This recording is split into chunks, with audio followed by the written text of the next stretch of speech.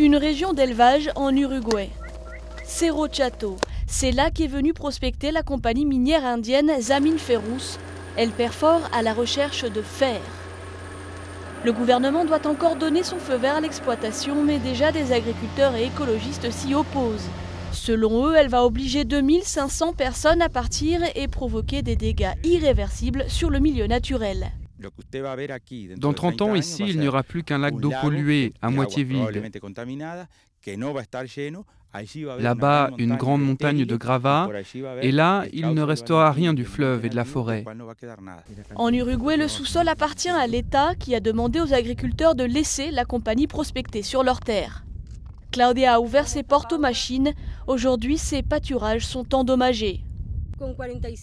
À 45 ans, repartir à zéro, travailler ailleurs, ça va être difficile. Pourtant, le projet est une opportunité pour l'Uruguay. Investissement de 2,5 milliards de dollars, le plus important de l'histoire du pays. Et selon l'entreprise, des recettes de 500 millions de dollars chaque année pour l'État, soit 1,5% de la richesse nationale. L'Uruguay va tirer beaucoup de recettes du fer, le salaire de tout le personnel uruguayen qui va travailler, les royalties que l'entreprise minière va payer à l'État pour l'exportation du fer et les impôts que l'entreprise va payer. Le projet va aussi créer 1500 emplois directs selon l'entreprise. Pour les anciens gardiens de troupeaux, c'est une aubaine car devenus mineurs, ils gagnent 3 fois plus. Aujourd'hui, non seulement on reste au village, mais les gens qui étaient partis commencent à revenir.